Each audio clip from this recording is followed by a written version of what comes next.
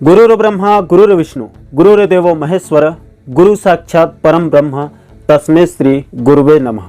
दोस्तों, समाज में गुरु का दर्जा सबसे ऊपर होता है, क्योंकि समाज में वही एक अकेला आदमी है जो बिना कोई स्वार्थ के अपने शिष्यों को अपने से भी बड़े पद पर ऊपर पद में पहुंचा देता है। नमस्कार दोस्तों, मैं हूं आपका दोस्त लोकेश साहू और आप देख रहे हैं लोकेश छत्तीसगढ़िया यूट्यूब चैनल। दोस्तों, हमारे समाज में एक तरफ गुरु को भगवान का दर्जा दिया जाता है, उसकी पूजा की जाती है, क्योंकि सबको अच्छे से पता है कि गुरु ही है जो हमें न सिर्फ अंधकार से निकालकर प्रकाश की ओर ले जाता है, बल्कि हमें जीरो से हीरो बनाकर राष्ट्र को समर्पित करता है।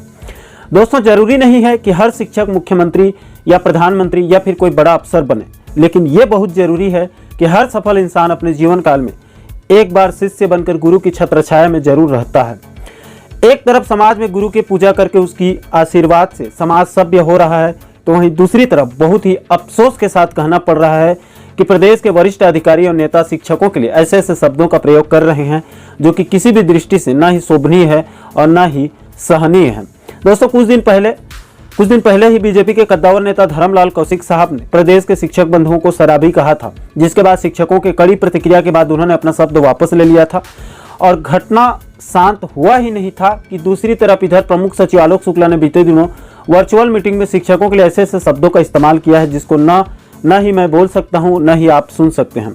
दोस्तों, आलोक शुक्ला का वीडियो वायरल होने के बाद मुझे अच्छे से पता था कि शिक्षकों की तरफ से कड़ी प्रतिक्रिया आएगी, जिसके बाद कल शाम तक शुक्ला साहब अपना बयान वापस ले लेंगे।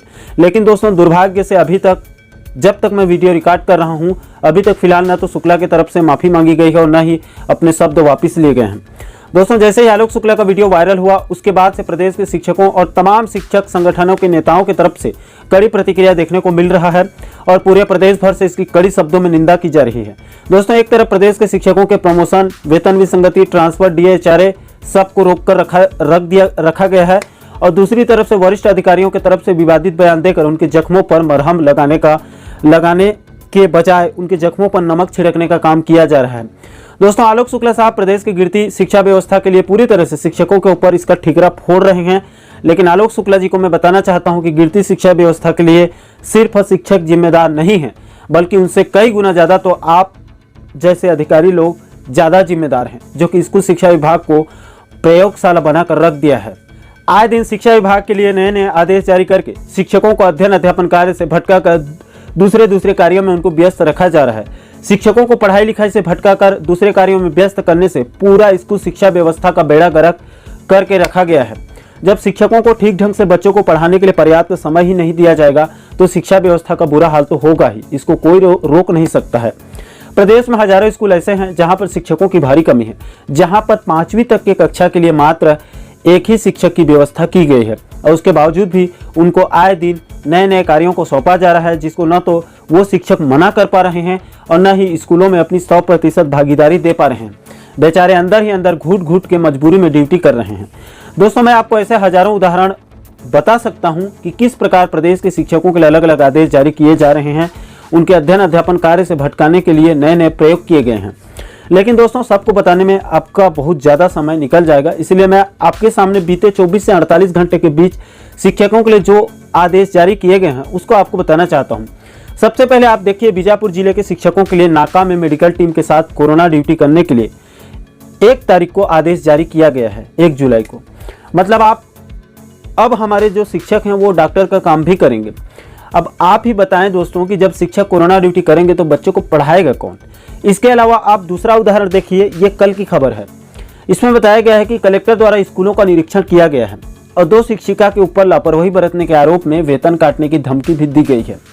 तो ये हाल है दोस्तों प्रदेश के शिक्षकों का, ना ही उनको सही तरह से काम करने का मौका मिल रहा है और ना ही उनका कोई सम्मान है। ऐसे आदेश रोजाना आपको देखने के लिए मिल सकते हैं। अब दोस्तों, आप जाते जाते आलोक शुक्ला साहब के उस वीडियो क्लिप को भी देख लीजिए, जिसमें वो किस प्रकार प्रदेश के शिक्षकों के लिए आग उगल रहे हैं। उसकी एसीआर में एडवर्स एंट्री की जाए,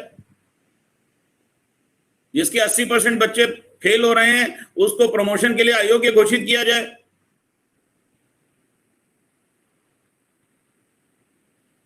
उसकी सर्विस बुक में लिखा जाए कि ये अयोग्य व्यक्ति है, इसको आने वाले 10 साल तक कोई पुरस्कार, कोई प्रमोशन नहीं होना चाहिए। कुछ तो हो।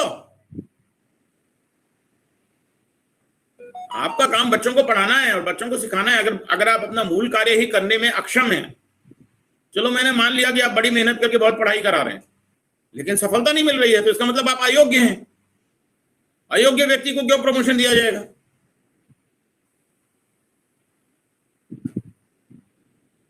क्या करना चाहिए?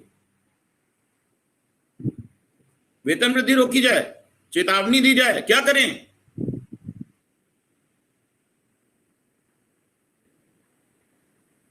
मुझे नहीं मालूम क्या करना चाहिए, आप लोग बताइए। तो आपको मैं टास्क दे रहा हूं कि आप लोग मिलकर के एक अपना व्हाट्सएप में चैट बना लें, जैसे भी बना लें, और इस पर एक डॉक्यूमेंट बना करके मुझे समग्र शिक्षा के एमडी साहब 3 दिन बाद देंगे कि हम शिक्षकों ने क्या कार्य किया, उसका आकलन कैसे करेंगे, किस प्रकार से आकलन किया जाएगा शिक्षकों का, किस आधार पे किया जाएगा, और उस आकलन में जो कौन से शिक्षक को संतोषजनक माना जाएगा, किसको निकम्मा माना जाएगा और किसको अत्यंत अच्छा माना जाएगा, उसका क्या आधार होगा कि ये व्यक्ति बहुत अच्छा है, ये व्यक्ति उत्कृष्ट है, ये व्यक्ति, जो आपकी एसीआर में होता है ना, श्रेणी घ श्रेणी, आपकी जो श्रेणीकरण है वो इसी से किया जाए। बच्चों ने क्या उपलब्धि की है, उसी से आपका श्रेणीकरण करें, और फिर मुझे बताएं उस डॉक्यूमेंट में कि जो क प्लस वाला है उसको क्या पुरस्कार मिले, और जो घ वाला है उसको क्या सजा मिले।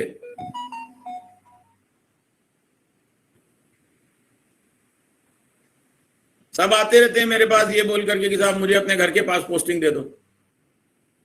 तो पोस्टिंग तो कोई पुरस्कार और कोई सजा नहीं है, लेकिन ऐसा करें क्या कि जिसको श्रेणी घ मिल रही है उसको उसके घर से 500 किलोमीटर दूर पोस्टिंग दी जाए, और जिसको श्रेणी क प्लस मिल रही है उसको उसके घर के पास में दे। देखिए भाई भारती, ऐसा कर सकते हैं। Some kind of punishment and some kind of पुरस्कार, what kind it will be I don't know, आप तय करके बताइए। कम से कम लोगों को ये महसूस हो कि भाई वो जो कर रहे हैं उस पर निगाह है किसी और की, और मैं नहीं करूंगा आकलन, आप ही करेंगे। एक दूसरे का ऐसी कोई व्यवस्था बनाइए कि एक दूसरे का आकलन करें, पड़ोस के स्कूल के टीचर दूसरे स्कूल के टीचर का आकलन करें, एक संकुल के दूसरे संकुल वाले का आकलन करें, देखें जाके क्या हो रहा है। तो यह है दोस्तों पूरी खबर। वैसे इस मुद्दे पर बोलूंगा तो आपका काफी ज्यादा वक्त निकल जाएगा, लेकिन अंत में आलोक शुक्ला जी से बस इतना ही कहूंगा कि साहब एसी कमरा में बैठकर शिक्षकों के लिए नए नए आदेश जारी कर देना और भड़काऊ बयानबाजी करना बहुत सरल कार्य है, लेकिन जमीन पर उतर कर देखना कि एक शिक्षक या शिक्षिका अकेले कई कक्षाओं के सैकड़ों बच्चों, छोटे छोटे बच्चों को किस प्रकार व्यवस्थित और अनुशासित रखने के साथ साथ आप लोगों के हजारों आदेशों को भी पालन कर रहे हैं। कभी स्कूलों में जाकर शिक्षकों के तकलीफों को भी पूछ लीजिए। और सबसे जरूरी है कि अगर आप वास्तव में आप लोग शिक्षा व्यवस्था को सुधारना चाहते हैं तो सबसे पहले आप बड़े स्तर पर शिक्षक भर्ती जारी करो, जिससे स्कूलों में भी इधर पर्याप्त शिक्षक उपलब्ध होंगे, और साथ ही साथ जो हमारे बेरोजगार साथी डीएड बीएड टीटी करके घूम रहे हैं उनको भी रोजगार मिल सके। शुक्ला साहब, आपके इस भड़काऊ बयान से वाकई में प्रदेश के शिक्षकों के मान सम्मान को ठेस पहुंचा है। आपके अंदर शिक्षकों के प्रति थोड़ा सा भी सम्मान बचा होगा या आपको अपनी गलती का एहसास हुआ होगा तो कृपया करके जल्द से जल्द आप शिक्षकों से माफ़ी मांग लीजिए। ये शिक्षक हमारे ही अपने हैं, इनका दिल बहुत बड़ा है, आपको एक बार के लिए माफ़ भी कर सकते हैं। और साथ ही साथ एक दरख्वास्त है कि आपको शिक्षा व्यवस्था को सुधारना ही है तो सबसे पहले आप जल्द से जल्द एक बड़े स्तर पर शिक्षक भर्ती करके शिक्षकों की कमी को दूर करें, और साथ ही साथ शिक्षकों के वेतन विसंगति, प्रमोशन, ट्रांसफर, डीए की भी आप जल्द से जल्द व्यवस्था करें। मेरा दावा है कि विभाग इन मुद्दों पर गंभीरतापूर्वक विचार करे और इन सभी कार्यों को अमल पर लाए, और साथ ही साथ शिक्षकों को सिर्फ बच्चों को पढ़ाने के लिए पर्याप्त समय दिया जाए, उनको आज़ादी के साथ काम करने का मौका दिया जाए। तो मेरा दावा है कि प्रदेश में शिक्षा व्यवस्था अपने आप सुधर जाएगा। और अंत में मैं अपने वीडियो के माध्यम से प्रदेश के सभी शिक्षक साथियों से प्रेम पूर्वक अपील भी कर रहा हूं कि मेरे प्रदेश के शिक्षक बंधुओं, आपका सम्मान कल भी था और आज भी है और कल भी रहेगा। एसी कमरों में बैठकर बड़बोले अधिकारियों के बड़बोले बयान से अपना मन छोटा न करें, ये सुधरने वाले तो हैं नहीं। इसलिए आप लोग अपनी पूरी ऊर्जा उन गरीब बच्चों के उज्जवल भविष्य के लिए निष्ठा और ईमानदारी पूर्वक लगाएं, अपनी सेवा करें और इस समाज को, इस राष्ट्र को अंधकार से निकालकर प्रकाश की ओर अनवरत लेकर जाएं। क्योंकि आप लोगों के छत्र छाया में प्रदेश के लाखों भविष्य पल रहे हैं। उनके अध्ययन अध्यापन कार्य में कोई कसर न छोड़ें और आपकी जो समस्या है उसको सरकार तक हम पहुंचाने की पूरी कोशिश करेंगे, वो हमारी जिम्मेदारी है। अंत में प्रदेश के सभी शिक्षक साथियों से उनके सभी शिक्षक साथियों के मेहनत और लगन और त्याग को मेरा कोटि कोटि प्रणाम है। आपका कद समाज में पहले भी सबसे ऊपर था, आज भी सबसे ऊपर है और कल भी हमेशा ऊपर रहेगा। क्योंकि मेरा मानना है कि हर सफल इंसान के पीछे जरूरी नहीं है कि कोई महिला का ही हाथ हो, लेकिन इतना तय है कि हर सफल इंसान के पीछे एक गुरु का हाथ जरूर होता है। तो दोस्तों, इस वीडियो संदेश में फिलहाल इतना ही। इस पूरे मुद्दे पर आपकी क्या राय है नीचे कमेंट सेक्शन में अपनी प्रतिक्रिया आप जरूर दीजिए और साथ ही साथ स्कूल शिक्षा विभाग से जुड़े पल पल के अपडेट को बारीकी से समझने के लिए हमारे चैनल को आप सब्सक्राइब जरूर करें, ताकि हमारे सभी नए वीडियो का नोटिफिकेशन आप लोगों तक तुरंत पहुंच सके। दोस्तों, इस वीडियो में फिलहाल इतना ही। मुझे दीजिए इजाजत। मैं मिलता हूं आपसे एक और महत्वपूर्ण मुद्दे के साथ। तब तक के लिए जय हिंद, जय छत्तीसगढ़।